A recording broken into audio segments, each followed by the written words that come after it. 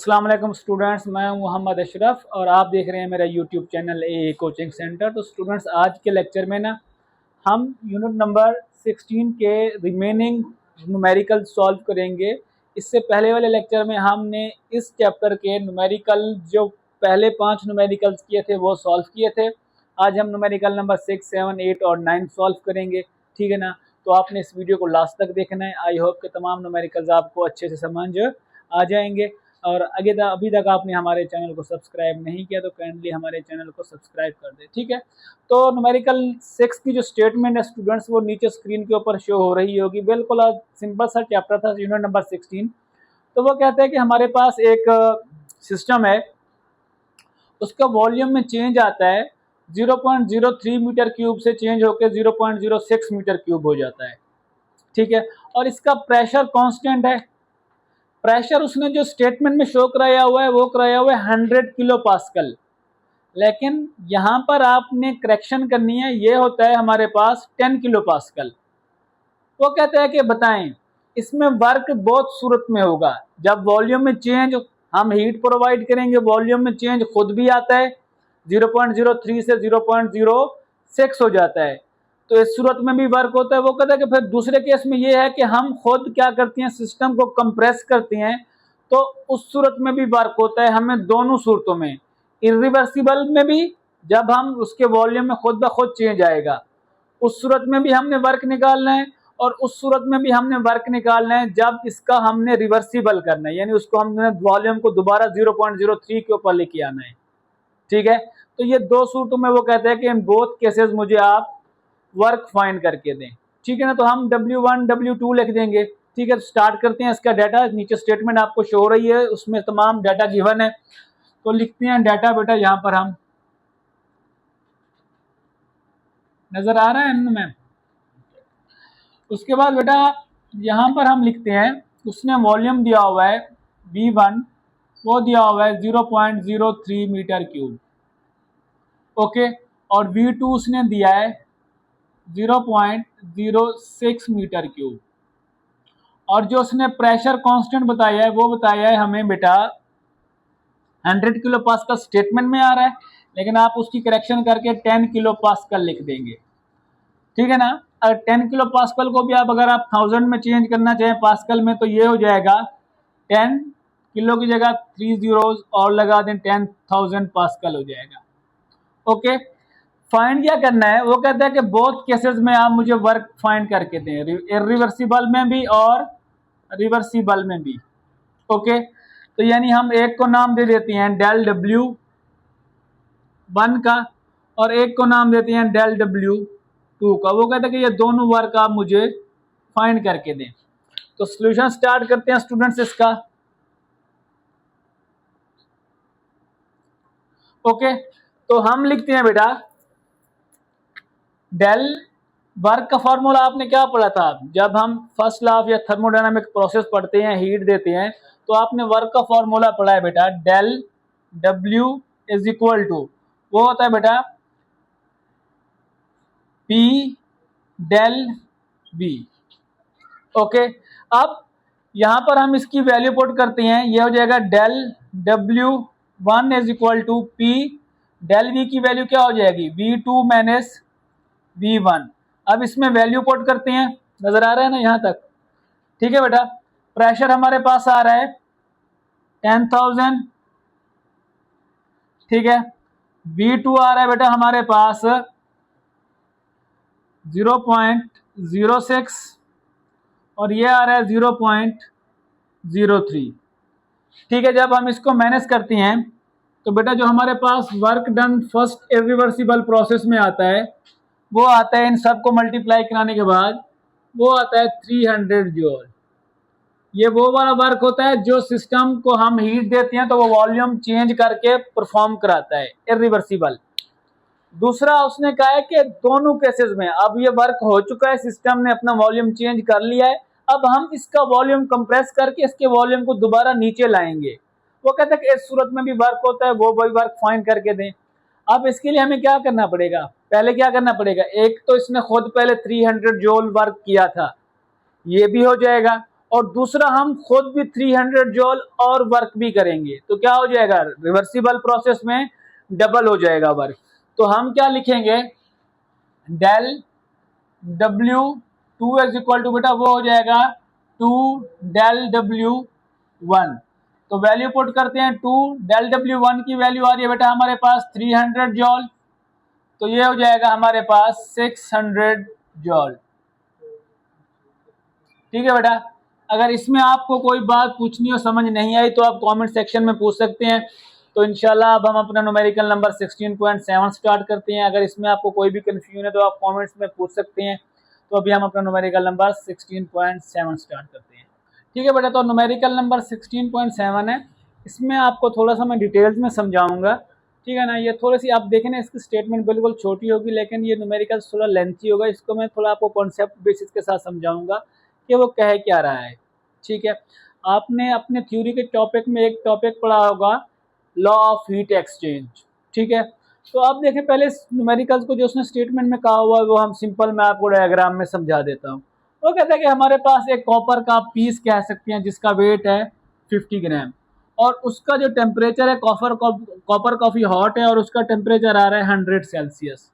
और हमारे पास किसी बर्तन में 200 ग्राम वाटर रखा हुआ है और उसका टेम्परेचर है 20 सेल्सियस। वो कहता है कि अगर हम इसको क्या कराती हैं, इसी कॉपर के पीस को इसमें प्लेस करा दें वाटर में, क्या करें, वाटर में इसको प्लेस करा दें। ठीक है, तो ये कितनी थी, 100 सेल्सियस, और इसका टेम्परेचर कितना है, 20 सेल्सियस।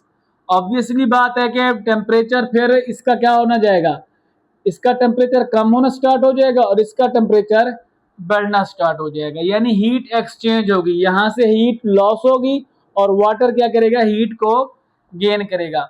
और बुक की जो स्टेटमेंट आपको स्क्रीन के ऊपर शो हो रही है ना स्टूडेंट्स, इसमें जो उसने कहा है कि जो टेम्परेचर इसका कम होता जाएगा, इसका बढ़ता जाएगा। वहां पर उसने कहा है कि इनका टेम्परेचर जब एक बराबर हो जाता है वो हो जाता है 30 सेल्सियस। लेकिन 30 सेल्सियस के ऊपर अगर आप इसकी स्पेसिफिक हीट कैपेसिटी निकालती हैं तो वो वैल्यू ठीक नहीं आती।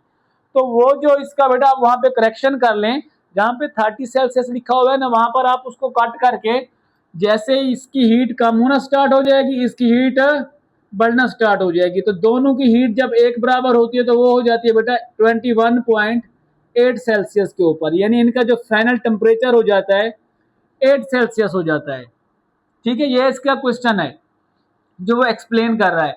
अब वो पूछ क्या रहा है, वो कहता है वाटर की डेंसिटी उसने हमें दे दी है और वो कहता है कि कॉपर की मुझे डेंसिटी निकाल के दे, सॉरी स्पेसिफिक हीट निकाल के दे। वाटर की स्पेसिफिक हीट उसने हमें बता दी है, वो कहता है कि कॉपर की स्पेसिफिक हीट निकाल के दे।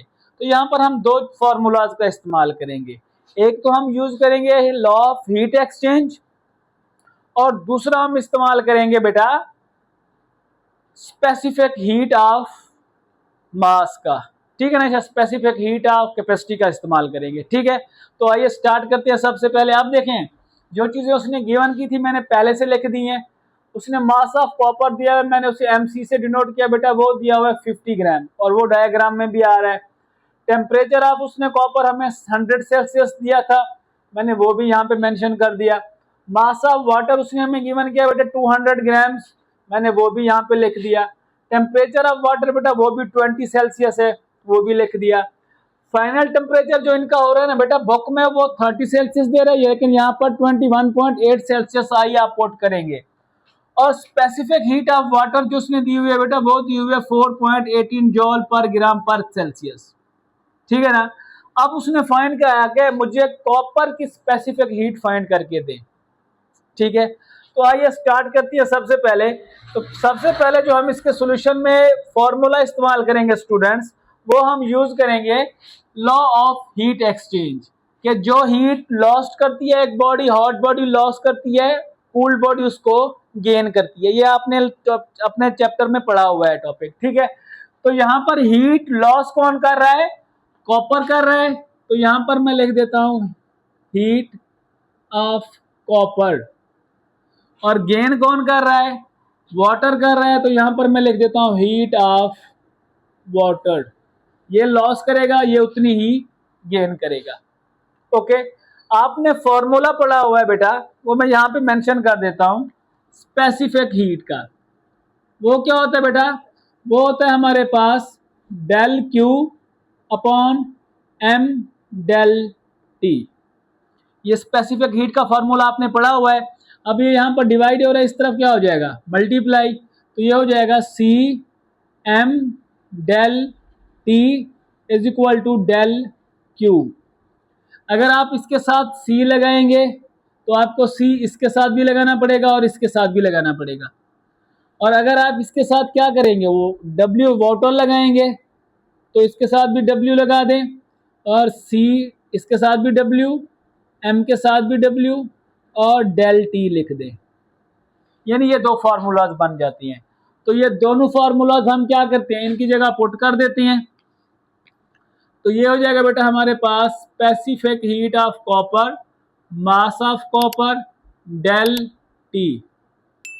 Specific heat of water, mass of water, और डेल टी। ओके, ये दो फार्मूलाज आ रहे हैं।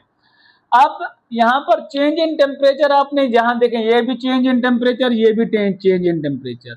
यहाँ पर चेंज इन टेम्परेचर में थोड़ा डिफरेंस होता है। इसका जो आप चेंज इन टेम्परेचर निकालेंगे ना बेटा, वो निकालेंगे सी एम सी, और इसका जो टेम्परेचर निकालेंगे बेटा, वो निकालेंगे temperature in copper minus final temperature. इसका आप जैसे टेम्परेचर निकालेंगे बेटा, वो होगा specific heat of water, mass of water, और चेंज इन टेम्परेचर। इसका आप जब निकालेंगे ना, तो आप निकालेंगे T F minus T of water. यह डिफरेंस है, यहाँ पर ख्याल कीजिएगा। यहाँ पर T F minus T C ना कीजिएगा, और यहाँ पर T F minus T W, ठीक है ना। तो अब हमने वैल्यू किसकी फाइंड करनी थी, specific heat capacity of copper. तो ये सारी वैल्यूज इधर क्या हो जाएंगी, डिवाइड। तो ये फॉर्मूला हो जाएगा बेटा हमारे पास C is equal to specific heat of water, mass of water, T F minus T W, mass of copper into temperature of copper minus final temperature. इसमें वैल्यूज को पुट करती हैं बेटा। तो specific heat capacity of water कितनी आ रही है बेटा, वो आ रही है 4.18। मास ऑफ वाटर कितना आ रहा है बेटा, वो आ रहा है 200। और फाइनल टेम्परेचर कितना आ रहा है बेटा वाटर का, वो आ रहा है 21.8। और टेम्परेचर ऑफ वाटर कितना है 20। ये सारी चीजें यहाँ पे मेंशन है, यहाँ से मैं देख के पुट कर रहा हूँ। उसके बाद बेटा हमारे पास आ रहा है मास ऑफ कॉपर, वो आ रहा है 50 ग्राम, और इनटू टेम्परेचर ऑफ कॉपर वो आ रहा है 100 सेल्सियस, और फाइनल टेम्परेचर है 21.8। इन सब वैल्यूज को जब हम पुट करते हैं तो स्पेसिफिक हीट ऑफ कॉपर हमारे पास आ जाती है बेटा 0.39 जॉल पर ग्राम पर सेल्सियस। तो ये न्यूमेरिकल बेटा हमारा सॉल्व हो गया। ये आती है हमारे पास specific heat capacity of copper. अगर इस न्यूमेरिकल में थोड़ा सा ये आपको डिफिकल्ट लग रहा है, लेकिन बिल्कुल आसान है, आप समझ के कीजिएगा। बिल्कुल एक मतलब प्रैक्टिस कर ले तो बिल्कुल सिंपल और आसान है। सिर्फ डेरिवेशन आपको थोड़ी सी लगती है कि नहीं पता नहीं फॉर्मूलाज कैसे बनाए हैं। अगर आपने इस चैप्टर को बड़ी डिटेल में पढ़ा हुआ है तो ये न्यूमेरिकल आपके लिए बिल्कुल भी मुश्किल नहीं है। तो अब हम अपना न्यूमेरिकल नंबर 8 स्टार्ट करते हैं। तो न्यूमेरिकल नंबर 8 का मैंने डाटा मेंशन कर दिया। इसकी स्टेटमेंट भी नीचे आपको स्क्रीन के ऊपर शो हो रही होगी, तो इसको हम यहाँ पर डायग्राम में समझ लेते हैं। वो कहता है कि हमारे पास एक पीस ऑफ लेड है, या एक बॉक्स ऑफ लेड कह सकते हैं। इसका मास है हमारे पास 1 kg, और इसका जो टेम्परेचर है इस वक्त वो है 25 सेल्सियस। वो कहता है कि मैं इसका टेम्परेचर राइज करके, यानी T1 उसने हमें दिया हुआ है 25 सेल्सियस। वो कहता है कि मैं इसका टेम्परेचर T2 राइज करके 100 सेल्सियस तक लेके जाना चाहता हूँ। तो मुझे इसको कितनी हीट प्रोवाइड करनी पड़ेगी, ये इसका क्वेश्चन है। टेम्परेचर कितना है 25 सेल्सियस, मास है 1 kg और टेम्परेचर राइज करना चाहता हूँ 100 सेल्सियस तक। ठीक है, तो स्पेसिफिक हीट का ही क्वेश्चन आ रहा है हमारे पास। और वो कहता है कि जो इसकी स्पेसिफिक हीट ऑफ लेड है ना बेटा, स्पेसिफिक हीट ऑफ लेड, ये जिसका बॉक्स है वो आ रहा है हमारे पास 0.128 जॉल ग्राम पर डिग्री, ये इसका क्वेश्चन है। तो फाइंड करने के लिए उसने हमें हीट का हुआ है, बिल्कुल सिंपल और आसान फार्मूला लगेगा, ठीक है ना। स्पेसिफिक हीट ऑफ कैपेसिटी का वो होती है बेटा हमारे पास, स्पेसिफिक हीट ऑफ लेड की बात कर रहा है तो ये हो जाएगा del Q upon L M del T. इसको इसके साथ आप एल लिख दें क्योंकि ये हमारे पास लेड की बात हो रही है। हमने स्पेसिफिक हीट ऑफ लेड भी हमें गिवन की गई है और हमने हीट मालूम करनी है लेड के लिए जो इसका टेम्परेचर राइज करेगी, तो ये इधर क्या हो जाएंगे मल्टीप्लाई, तो del Q L is equal to हो जाएगा बेटा C L M L del T. तो ये हो जाएगा C L M L del T की जगह हम क्या लिखेंगे, टेम्परेचर हमारे पास हो जाएगा बेटा T2 माइनस T1। तो इसको कैलकुलेट करना है बेटा आपने, डेल Q1, तो ये हो जाएगा बेटा स्पेसिफिक हीट ऑफ लेड हमें गिवन की गई है, वो गिवन की गई है 0.128, मास है 1 kg, टेम्परेचर हमारे पास आ रहा है 100 माइनस 25, तो हीट आ जाएगी बेटा हमारे पास लेड की, वो आ जाएगी 9600 जूल। इसको हम हीट प्रोवाइड करेंगे तो ये क्या हो जाएगा, इसका टेम्परेचर 25 सेल्सियस से इंक्रीज होके 100 सेल्सियस तक पहुंच जाएगा।